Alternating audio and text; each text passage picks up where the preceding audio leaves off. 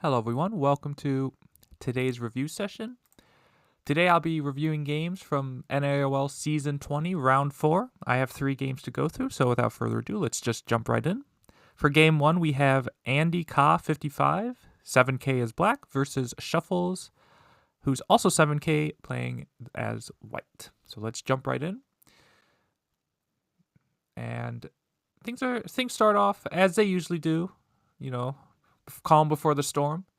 So far so good. Playing from this side, you can play from this side, but it's a more aggressive way of playing. Usually you want to play when you approach, or at least a calmer way to play, I should say. I don't want to say you should play this way, but a calmer way of playing is when you approach a corner, you want to have backup in the adjacent corner. So notice 017 has backup in the upper left corner. So that means if black ever tries to pincer, and we get this kind of position, this M17 stone doesn't have a friend to fall back on. But if we do the same exact pincer on this side, notice now because black has stones in the lower right corner, black could actually be the one on the attack.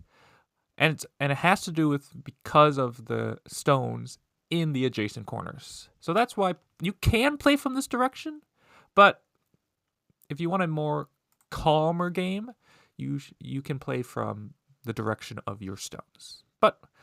And so in the game, black does pincer. We get the one space high pincer, which is playable. It's less seen, but it's playable.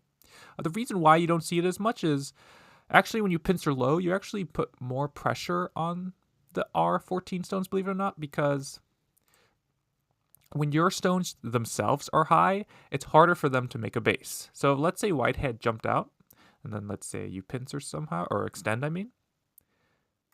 If black were to slide, or white were to slide, I should say, this is almost undercutting black's potential base.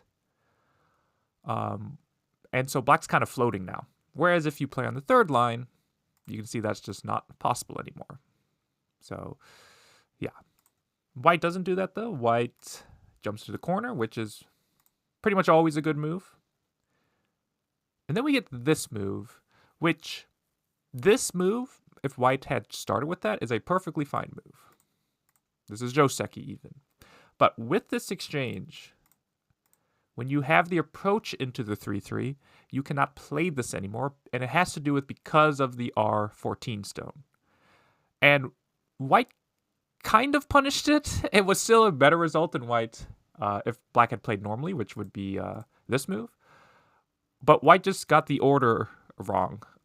White should, in the game, white haned underneath first and then haned on top, which allowed black to connect. But it's actually better to hane here first to see how black's going to play. Because, for example, if black were to cut, now white hanes, now it's impossible for black to disconnect white. It's impossible. So, yeah, this result would be really good for white. Because white, the thing is, white's connecting back to this R14 stone, which is very good. And even black trying to capture this, white doesn't need to do this immediately, but like white has this ladder. It would hit the D4 stone. So if white really wanted to fight, white could even fight like this. So, yeah. Black would probably have to, well, I don't even know, make the empty triangle. Because even going here, white can still hane underneath. Black probably has to make this exchange. And yeah, now when white connects, the stone at R14, since it has all 4 liberties, is a lot more flexible for white. It's a lot stronger.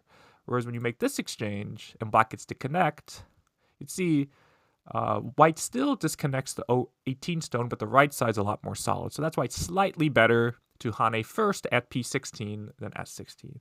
But white, you had the general right idea, which is nice. And then white plays stand up, black cut or captures, and then white extends here. And this move is probably good, but black immediately plays in. And so this early on in the game, what you really want to do is look at the empty space on the board.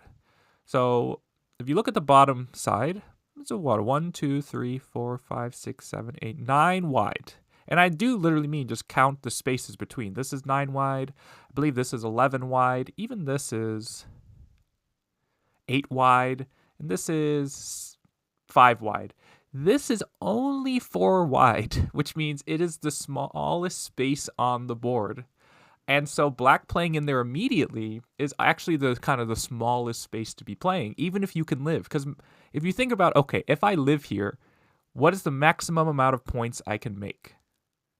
Maybe 4 or 5 if we're lucky. So it would be better to actually just go elsewhere, approach the bottom, play splitting move on the left side, approach the upper left. Even if you look at this right side and say, hey, I can build this, even giving that space to white. Even saying, okay, white, if you want that space, I'll take a big right side in exchange. But playing in here immediately is just a small area. It's an area where white is actually strong locally, so white can actually attack this. So white plays this. This is okay. Black diagonals. White stands up. Black stands up. White jumps. Black turns. White's next move is very good, but the execution was off on white's next move. White attaches. This is a very nice move. And black allows the cut here. And all white needed to do here was cut in the center, like this. Just cut in the center. Because black can't even extend this way when white can capture these stones in a, I guess it's a ladder, but white can just capture these stones. So if black has to capture these stone or capture this stone, you can see, again, the space here is not very comfortable for black. Even if white just says, I'm going to seal you in and go here. Yeah, white cuts off the outside stones and gives black the small space. So yeah, that means black just needs to pull back like this, and then white should just kind of continue in the center. Keep attacking black, something like this. Yeah.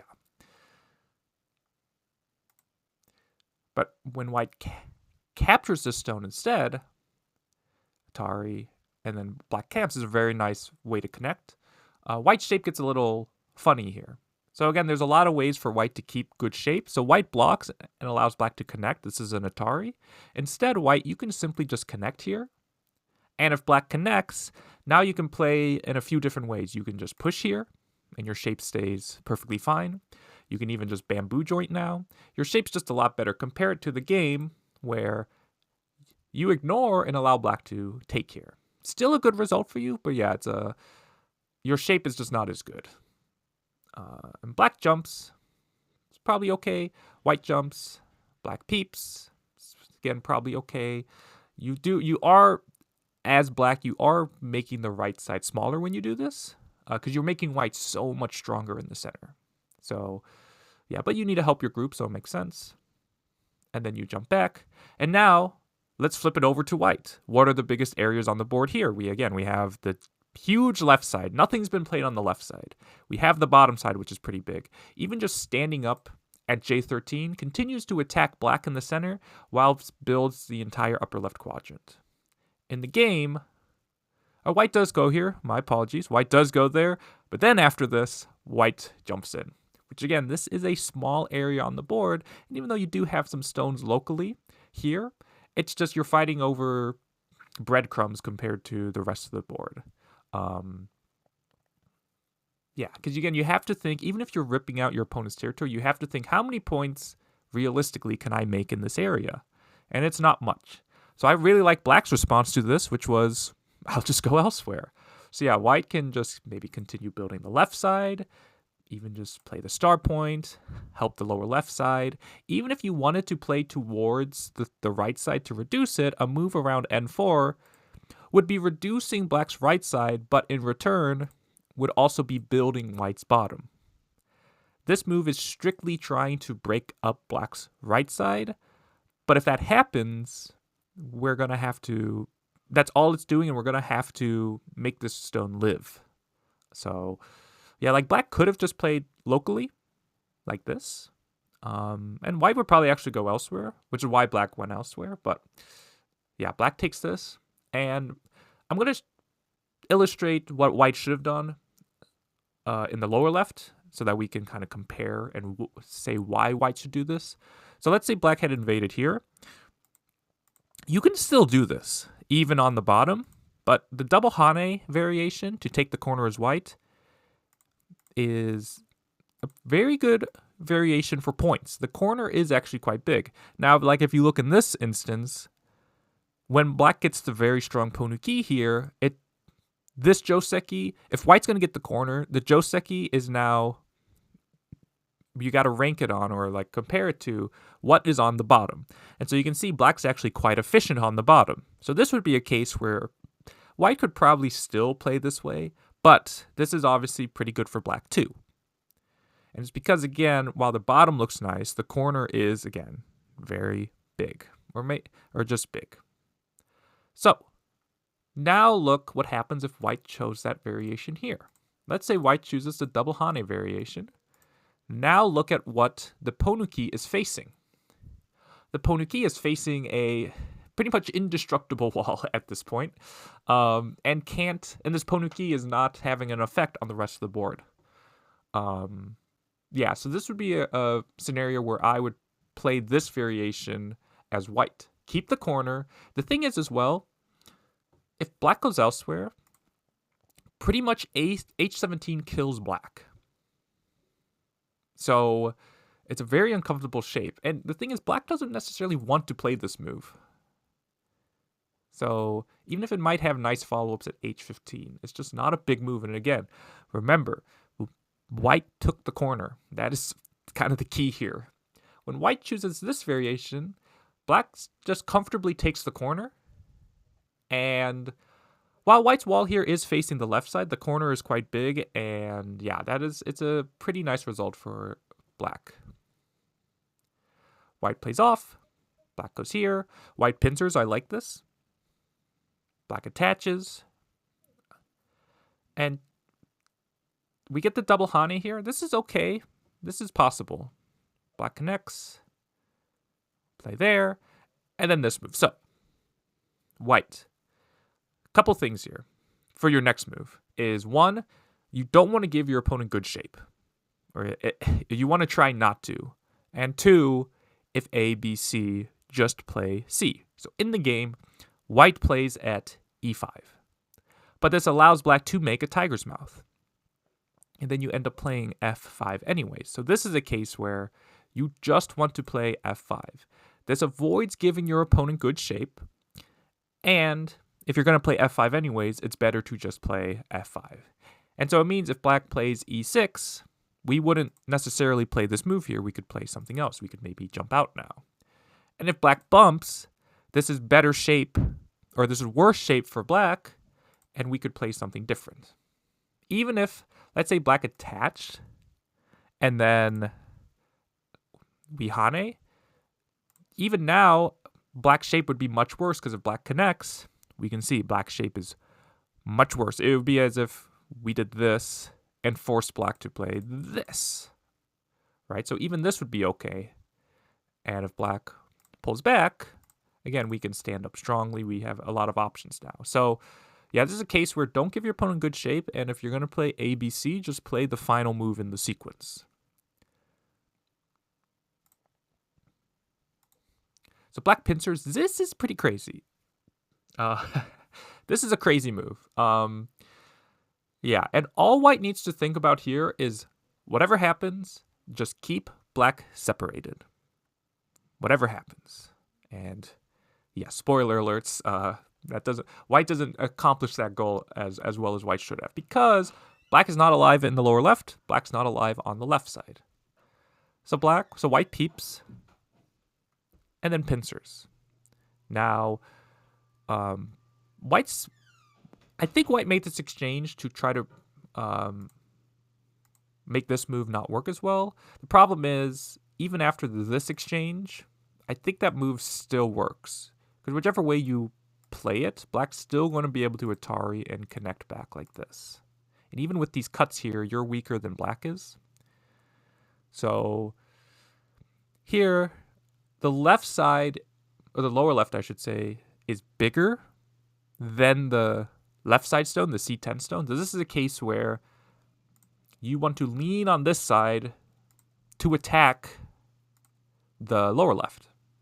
And now black has to help both sides, which it's hard to do when you can only play one move at a time. So yeah, I think pincer here is okay, but yeah, black could technically connect under. Black jumps out though, which is also good. And white jumps. And you see now with your exchange here, if let's say white had just played this move, white now has a knight's move. And knight's moves can be cut. So white's shape here is weaker. Technically, white can make this kind of exchange, but that exchange is an exchange you don't want to make. Let's just put it that way. Because you might want to peep from the other side.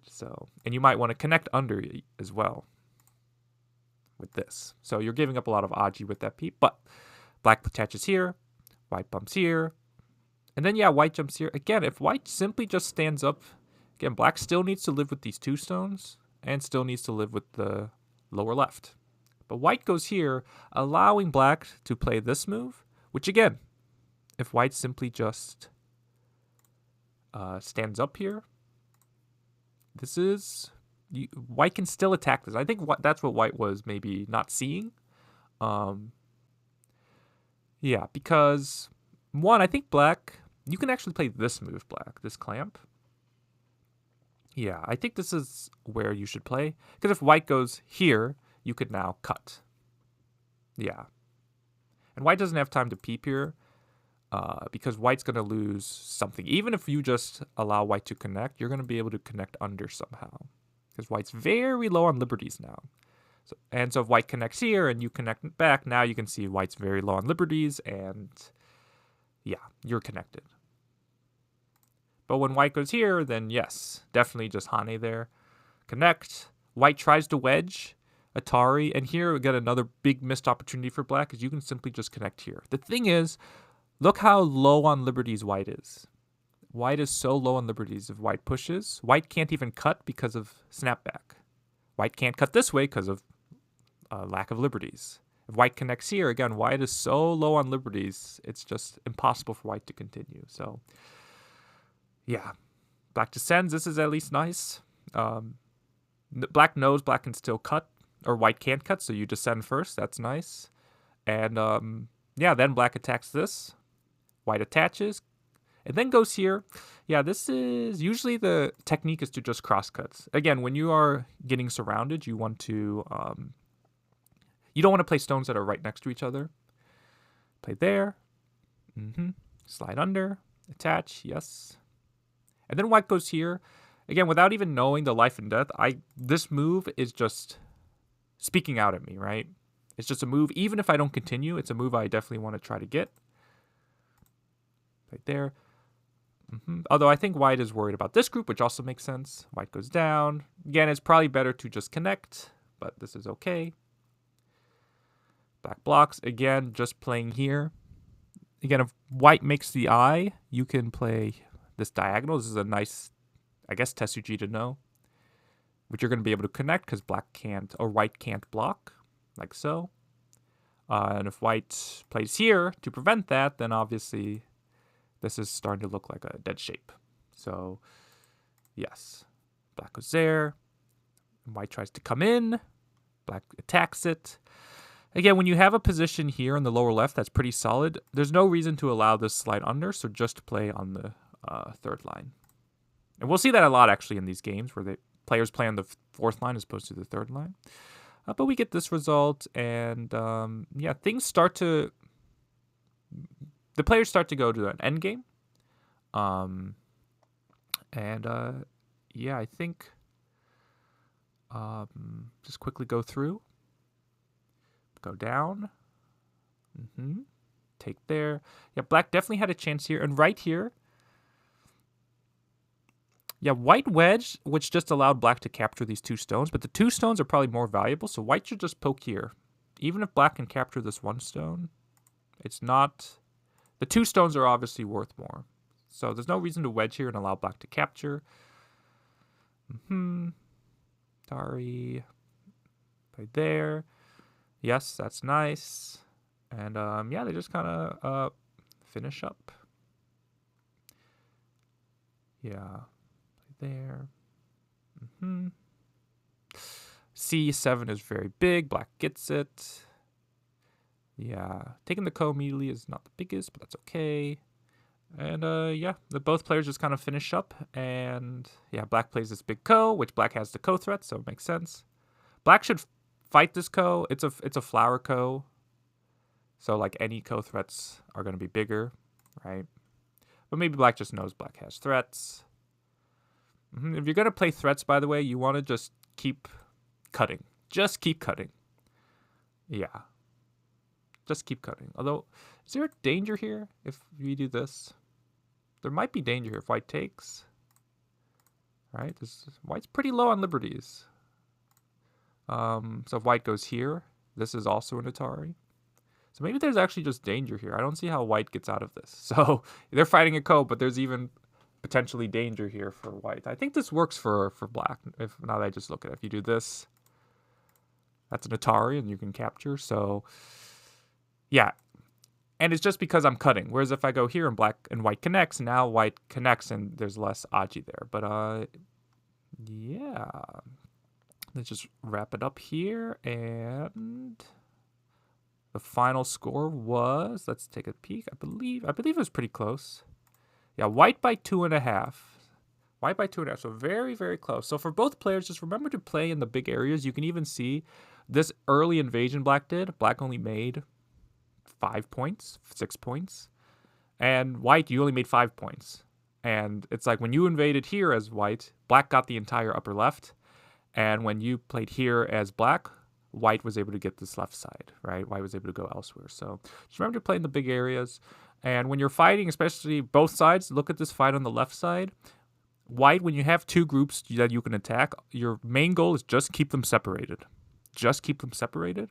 And for black, before you make more weak groups, it's kind of the reverse. Before you make more weak groups, you need to settle your weak groups before you do that. So, yeah. But yeah, that was it for game number 1. Let's move over to game number 2. Okay, we are back with game number 2. We have darthmallrat, 9k as black, versus Sharkanimal, 9k as white. So another even game, even opponents. Let's jump in. And we get a almost symmetrical position in the opening, where we get this Joseki here and the extension, where one side played low, one side played high, and then we have a different thing in each corner. But other than that, it's pretty much symmetrical. And the one thing to keep in mind with this Joseki, since this Joseki is so common, is whatever side that ends up having the one space jump. So in this case, the bottom side has a one space jump. In this case here, the top side has a one space jump. That side becomes pretty uninteresting. It is just hard to build anything on this side. For black trying to build the bottom, when you have this very low position here, it's hard to do. And for white, for you to try to build the bottom when black has a very secure position in the lower side, it's also hard to do. So I agree with white going here. You want to put pressure on the upper left. Getting a move around C8 here means there's aji around C12. If black goes elsewhere, let's say black does it back, when white goes here, white can either play one of two ways. White can descend. And again, with the C8 stone here, white's threatening to connect back to it or connect to the corner. So that's why having the C8 stone is very important. Another way white can play is Hane and Atari. If black connects like this, again, C8 is in a good spot to kind of seal black into the side there. So this is if white wants the outside. This is if white wants to force black into the outside. So yeah, but that's why getting C8 is very valuable. And conversely, black getting R12 is very valuable too, where it's now actually a different move you can play. You can play at now R9. And again, it has to do with because Q10's on the 4th line compared to C10 being on the 3rd line. But if white descends, you can play a move like S8, and this threatens once again to connect to S6 or S10.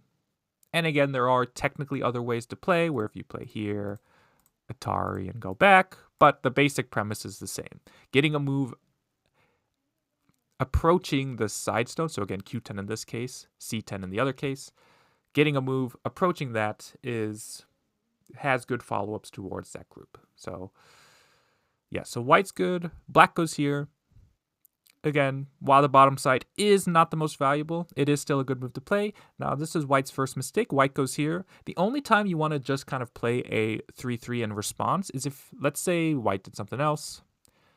Black approached, white pincered, and black did something else. Then we would want to play c3, with the idea being I am forcing black into the center. There is nowhere else for black to run. Or even if we play a move like this, there are ways for black to just come into the corner. So that's why after a pincer, you can play c3. But otherwise, you don't want to just play c3 outright. And the reason being, let's say black just backs off. Well, now how can you continue as white? You can't kick because you would never kick and then go here, right? You're just making your point smaller or your corner smaller. You can't play this one because even if black just descends and you stand up, again, c3 just becomes a awkward looking stone now. Even if, let's say, black plays a big extension, playing in the middle of it, the stone being at c3 compared to, let's say, white going here, there's just a better connection to the corner when c3 is at d3. But once it's at c3, there's just less of a connection here. So, yeah. So you don't want to just play a 3-3 in response. Even here, it would be okay to just kick and jump here.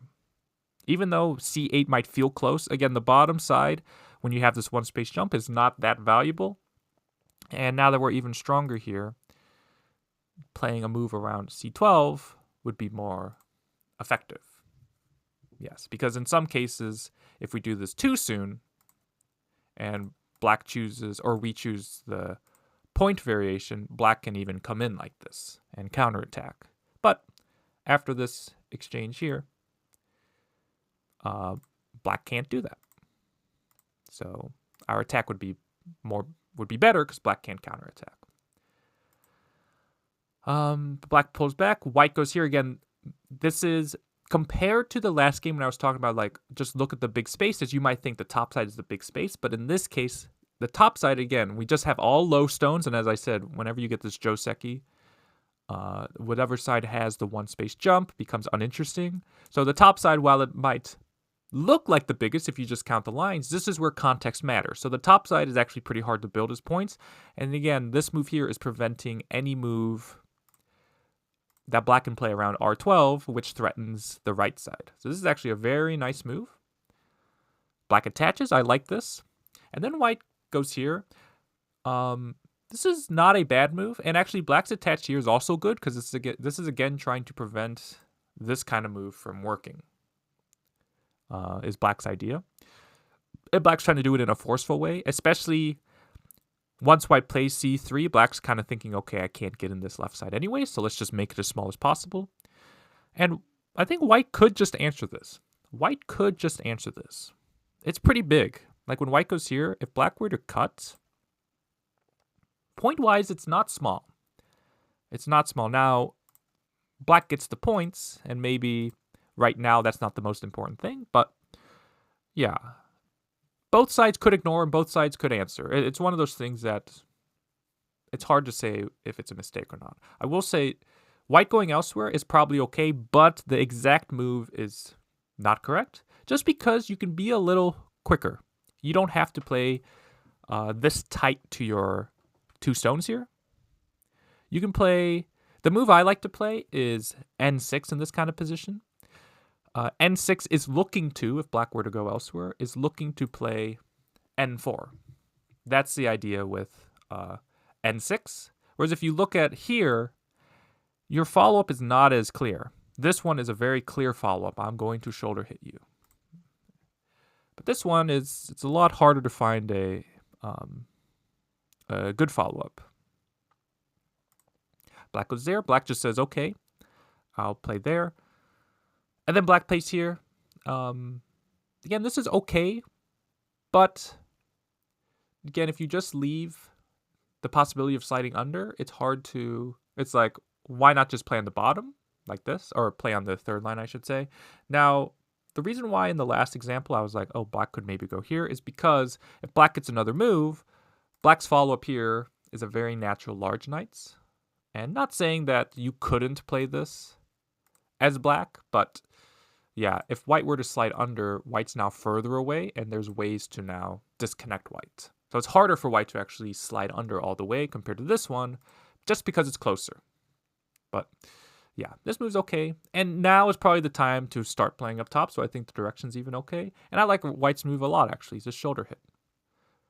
We can build the right side here, and so we can reduce black's top side in the process. Black crawls, and always remember, this will never be wrong if you do it this way. If you shoulder hit a Shamari, and your opponent extends, like in this case, always just jump.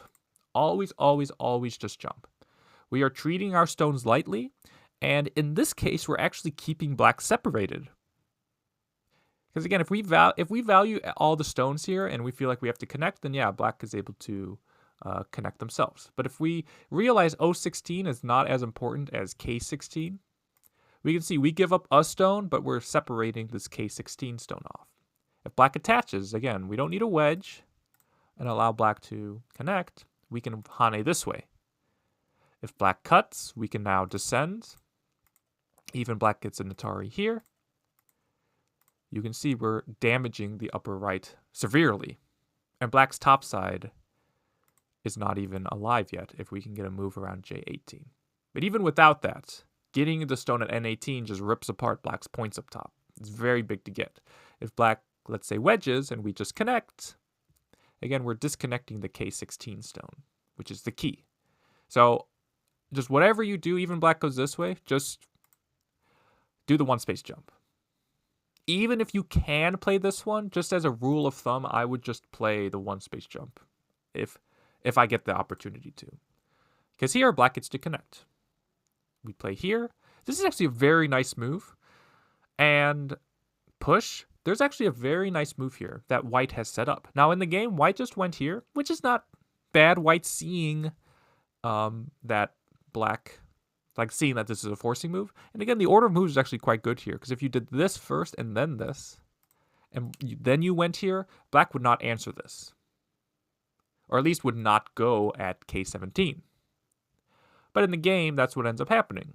White went here, black blocked, and then black went here. So this is actually a very nice exchange for white. And the fact white is understanding this flow at 9k is actually very impressive. But in this case, first off, black has a better move of connecting, which is this one. This is creating better Aji when we play at, let's say, J18. Yeah. We create like a tiger's mouth connection there. But white can play here. This is the move that white can play, and it's quite lethal. Lethal's too strong for a word. It is quite good, though. If white could see this, because what are we threatening? We're threatening, obviously, cut at M18, but we're also threatening to connect at K18. So if black connects, white can connect. And this, again, scoops out quite a bit amount of points. Now, again, now we have to decide what we're going to do with these 3 stones, but if we can give these up while taking the points up here, that's actually not too bad. If black tries to disconnect, though, when we cut here, obviously black needs to connect, and we Atari, again, if we give up those 3 stones, these black 3 stones here are in a lot of danger. They're in a lot of danger. So, yeah, there's Aji here. So white, you even set up quite some good Aji there. But yeah, after this, notice right now you're 3 stones, right? But once you do this, you've now made them heavier. So you need to help them, whatever you do. And again, I think a natural move is this one, because it has a large knight's connection to R13, and of course a one space jump here. So you want to look for shapes. If you're like, okay, how can I connect my stones? You want to look to connect with some sort of shapes. Yes, you go here. Yeah, that stone's not too important in the grand scheme of things. And now, put yourself in black shoes. I want to attack these 4 stones. How should I attack these 4 stones if you're black? Black should play Q14. Basic idea. I want to attack these 4 stones, right? I want to attack these 4 stones. So if you allow me to, again, I'm not going to think. I'm just going to one space jump after I shoulder hit. But notice this is going after the 4 stones. Now, in this case, Again, white could treat them lightly, something like this, because the right side is quite large, but this is still not bad for black. But let's say white says, oh, I need to save these 4 stones up top. And let's say white runs out somehow. Well, now I am reducing the right side, and that is my profit. And the thing is, even if white still keeps some of the right side, white is still not alive in the center. So it means what ends up happening is white has like a group to save. I'm going to be able to build the left side while attacking too. Just because white has to try to save these stones. So that's the proper way to attack here. When black just turns here, if white had just jumped like this, again, it's very hard to attack white now. White goes here, and again, even here, notice if black were to cut this off, black is now taking them on the smallest scale possible. Black is just taking 8 points, whereas if you can play a variation, let's say, like this one, right? Where even if now we're capturing them not just the 8 points, we're now getting more than just the 8 points. So that's why it's important to not just turn here that black did in the game, because it makes things small. But then we get this fight. White doesn't treat them lightly, so we get this fight. And so black cuts here, just to show you what black ends up doing. Black cuts here and then gives up the cutting stones here. So why would black cut here if black's just going to end up giving these up? The whole value of these 4 stones here is that they're cutting stones. So I don't like what black did here. If anything, one, I would just jump out like this. Keep attacking the top side. Again, white doesn't have time to help or save this cutting stone because then you can push and cut. And now you can attack both sides while you're attacking white's top. Maybe you can even just extend up. And now it's again it's just difficult for white to handle everything in this case.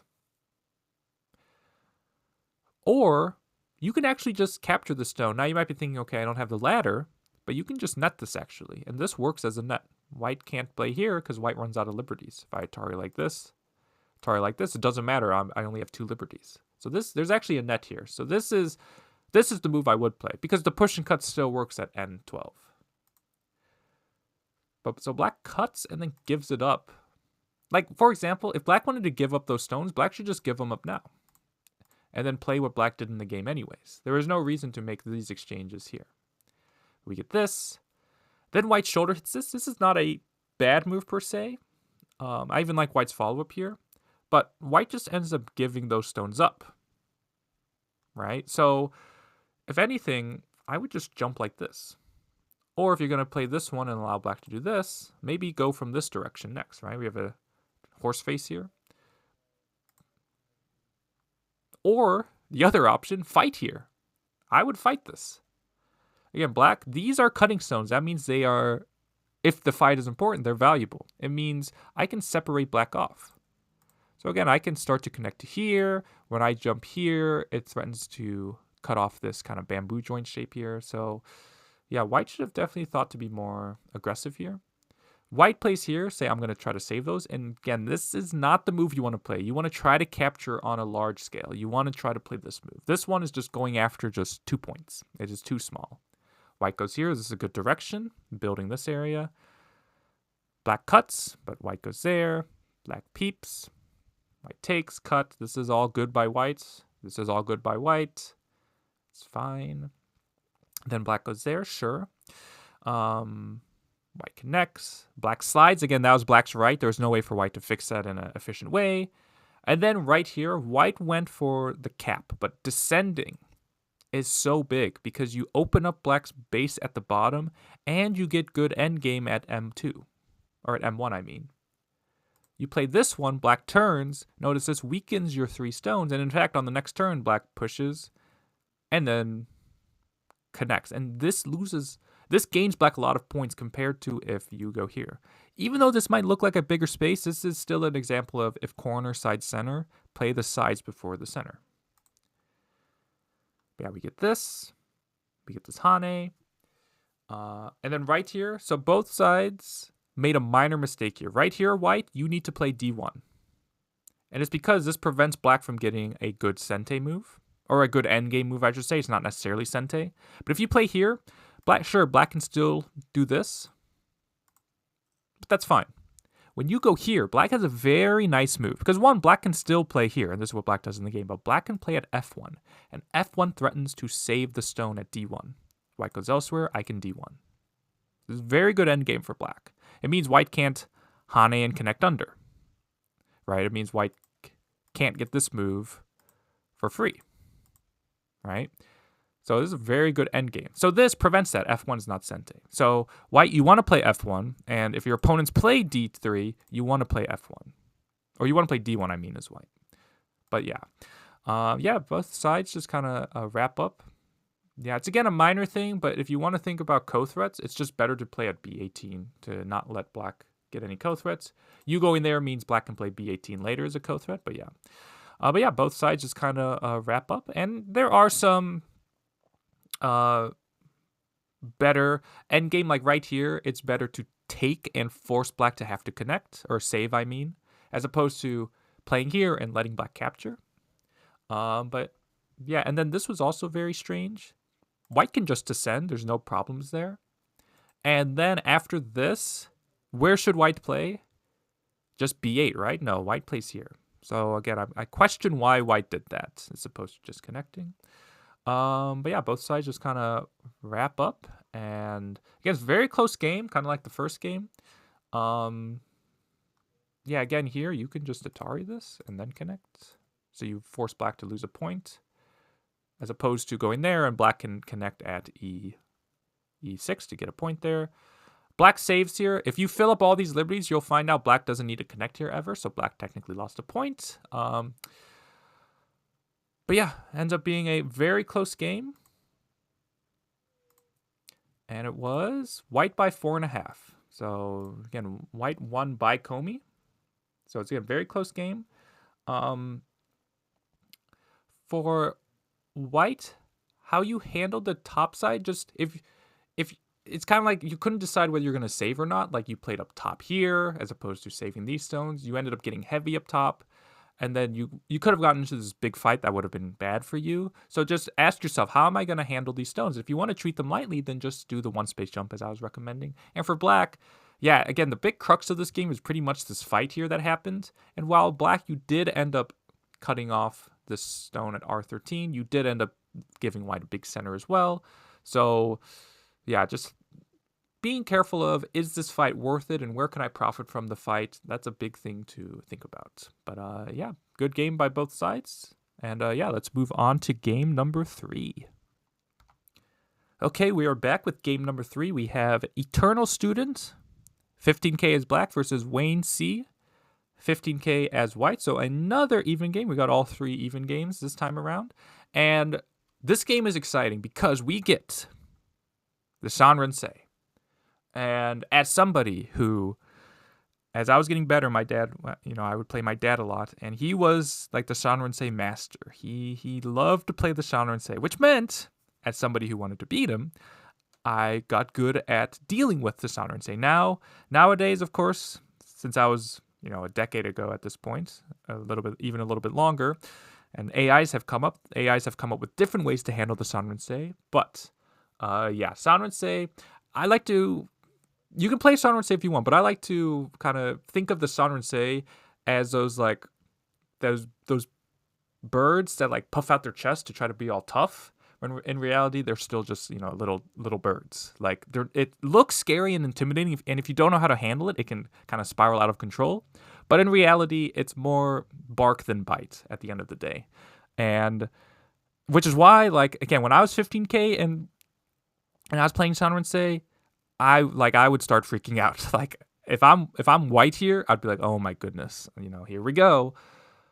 But white at 15K, so calm. It just plays the Shimari, which again is probably the best move. This is honestly a good way of playing. But at 15K to be able to be this calm is actually quite impressive. Yeah, it's quite impressive. So black says, okay, I'll make my own Shimari. White goes here. This is probably a minor mistake. It's probably better to place something along the bottom. Now, I think white was maybe thinking, like, when you have a Shimari, you want to get its extension. So, since the Shamari is facing the top. White wants to play this kind of extension here. In this case, though, this is where you would want to play the shoulder hit. Black's almost asking to be shoulder hit. And it's because this would be reducing Black's right side. But if Black ever goes elsewhere, then we can actually build the top pretty quickly. But the thing is, Black doesn't necessarily want to keep playing, because if Black keeps playing locally, Black would be reducing their own center, which would, again, be kind of counterintuitive to what Black's trying to get with the Sanren-sei. But we get this move. Black takes the other start point. White plays here. Again, this is very calm, and I do like it by White. And Black says, okay, I'll take 10 again. And I like this because I often say, whenever you're playing, you don't want to get one, jealous of what your opponent's doing, but also you want to stick with your game plan. And so far, it's like both sides are playing kind of like the way they want to play. Like, White's not freaking out because Black's playing Sanren-sei, and Black's like, okay, as Black, the onus is on me to pick the opening that's going to happen because I get to play first. So I'm just going to get what I want. So it's almost like a clash of ideas here. It's like White's just like, okay, I'll just keep building my own side, and I like this. And Black says, okay, I'm going to cap here, which in normal circumstances, I'd be like, no, this move's, incorrect, right? Why are you capping the stone? But with what Black has going on, clearly this is a good direction here. So I really like both sides here.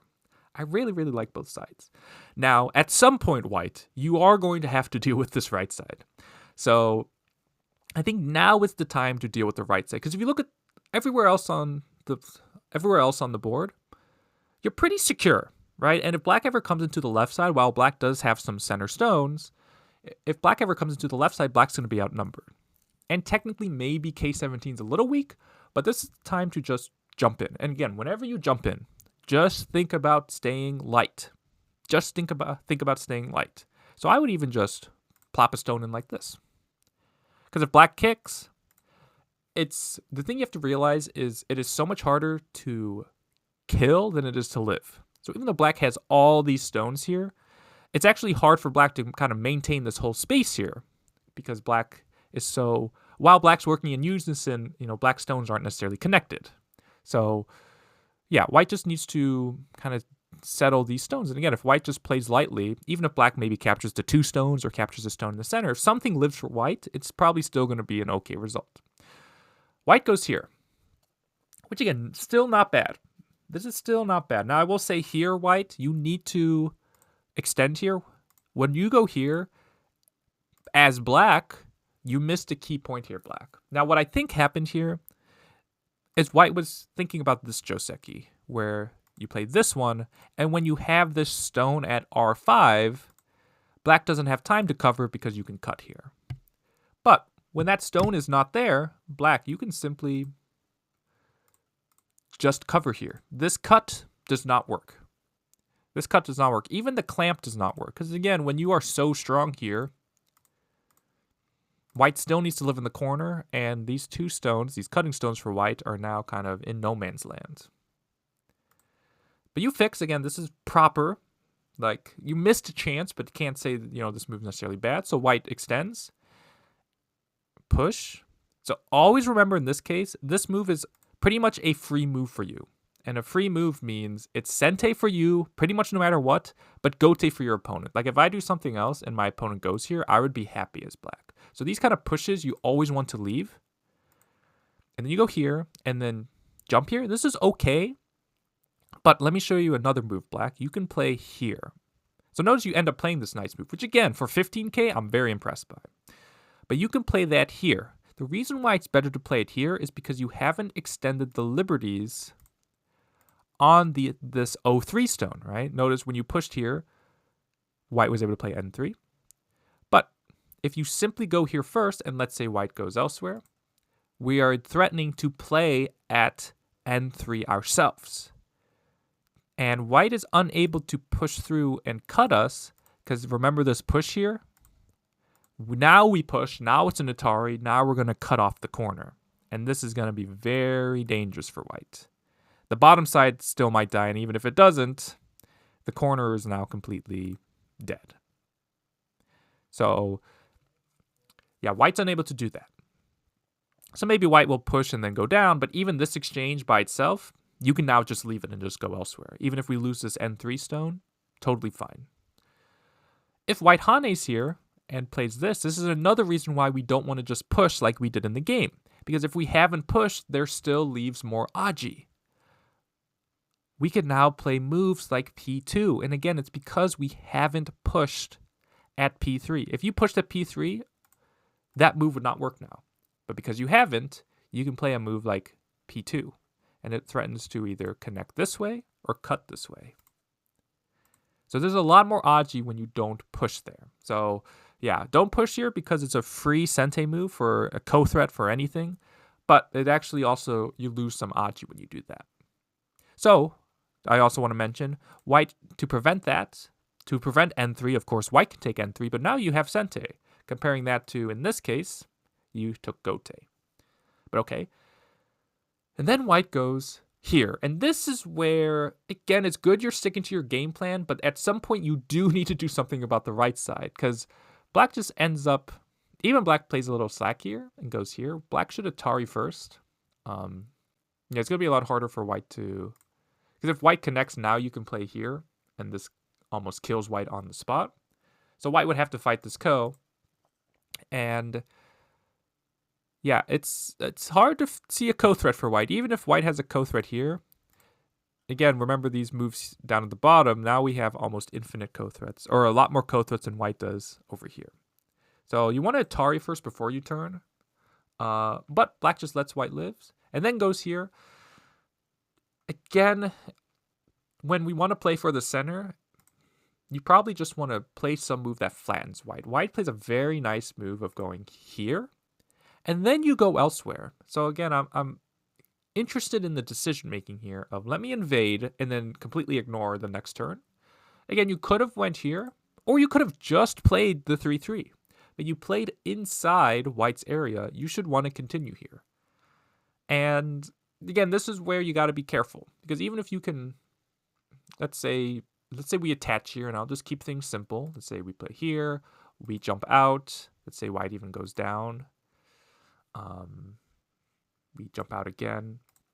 You trying to live here is going to help white reduce your center and your right side, because when you're trying to live here, white's going to get thickness by attacking you to then come into your right side. So that's why, again, as you play, you will kind of get a better feeling for this.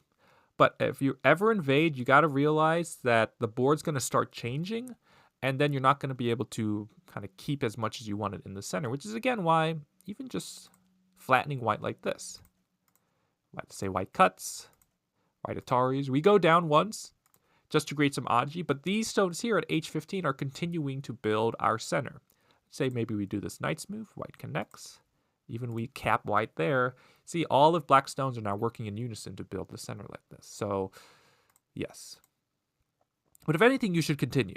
Because if white played a variation that took sente, which technically white did, if white had Atari'd here. If white gets a move here, now white is reducing your right side while building the left side. Just by getting the tempo. That's why tempo is so important in Go. White goes there. It's okay to connect, but it's, yeah. And also for white, you want to use, since this stone's already here, you can see playing G3.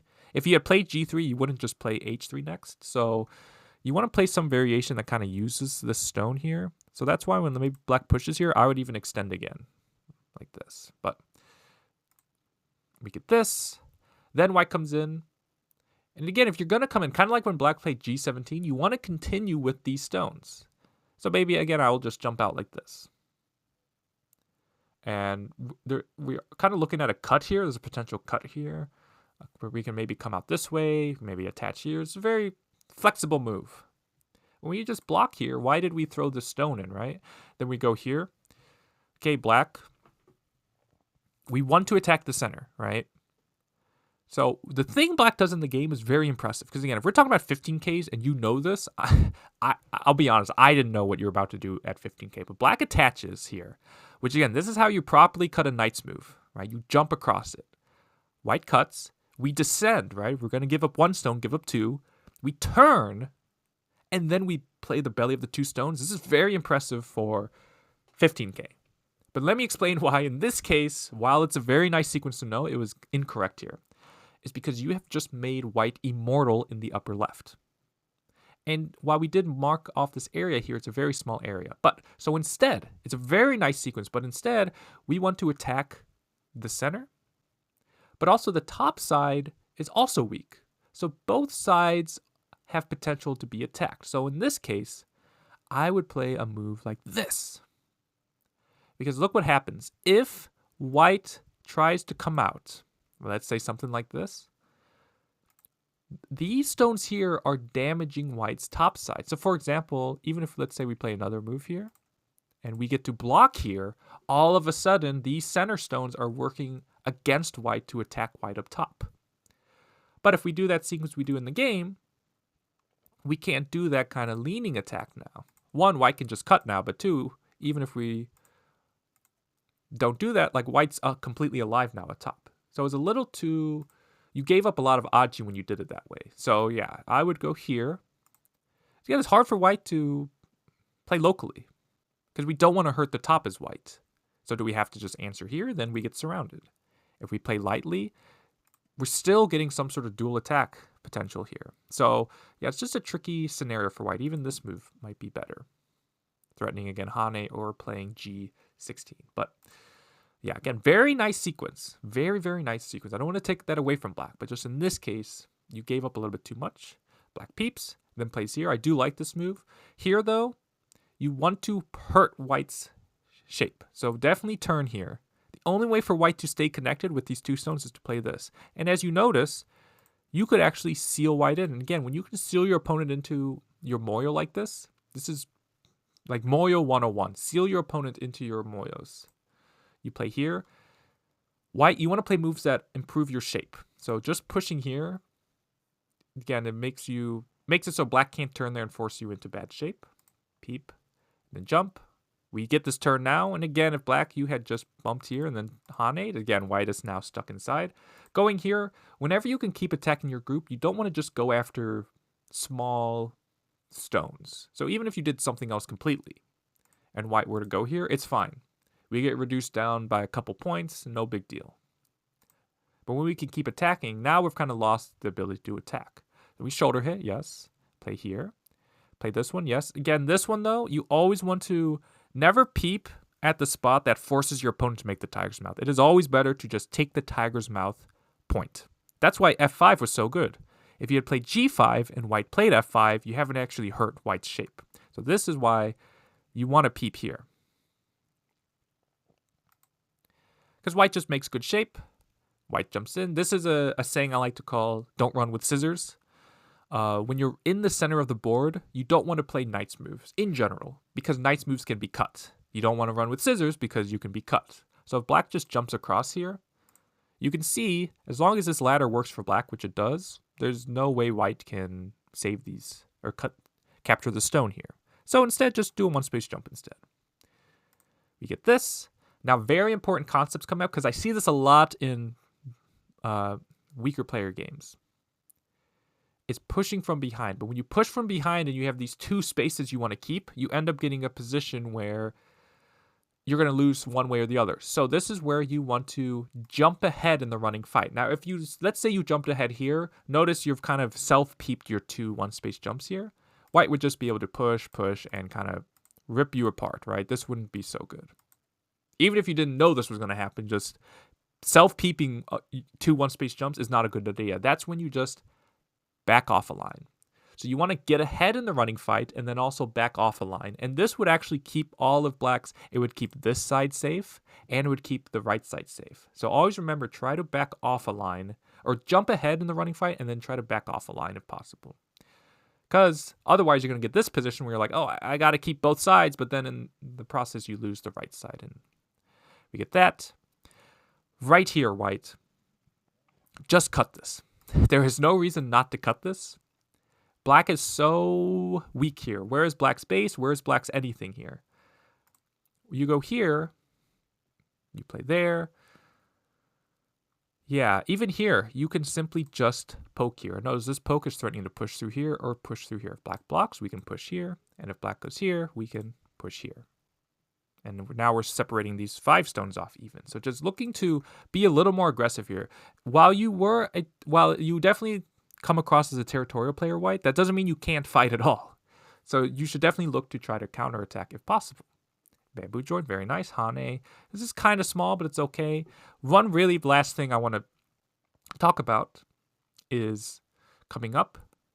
Again, same thing here. You can get ahead in the running fight. So in this case, you can 1-space jump, though, because there's no danger in getting cut. But we get a position here, and this is actually very good by black, because what happens is there's a lot of Aji here. Right now, white pushes and goes here. Black goes there, and then black goes here. And white Ataris, black sacrifices the 4 stones to capture the left side. This is very mature playing by black. This is very mature playing by black. Now for white, this is again actually a pretty tricky scenario. If you just Hane here though, nothing too bad is going to happen, I don't think. Yeah, you do get reduced down by quite a bit though. You do got to be careful as well. I don't think you would like to be able to connect here, but I think you're too, well, actually, I guess black doesn't have time to, right? I was going to say you can throw in, but you're an Atari. So maybe it is okay. And then black would save. Again, pretty big result, a good result for black, but you just need to do it. When you go here, black Ataris, and then goes here, now you're just cut off. And by getting cut off, what ends up happening is black ends up killing this bottom side group. Now right here, black went elsewhere, and then white lived. Technically, you can still live white if you do this. If you just go here. Now this is still a good result for black, because you can at least cut off those 4 stones, like this.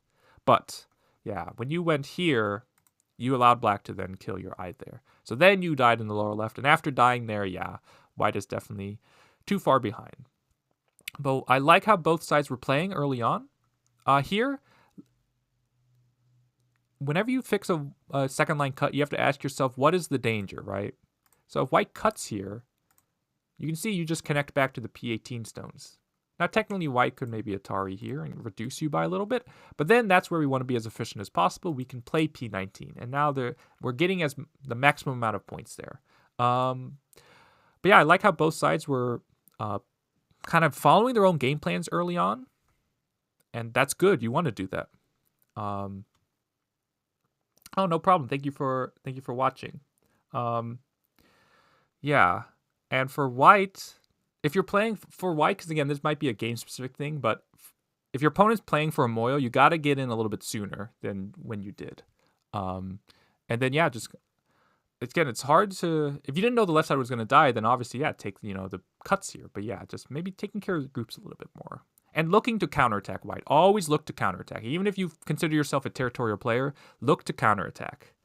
But yeah, that's it for this review session. I'll see you all next week for the final review session of Season 20. Yeah, I'll see you all in the next video.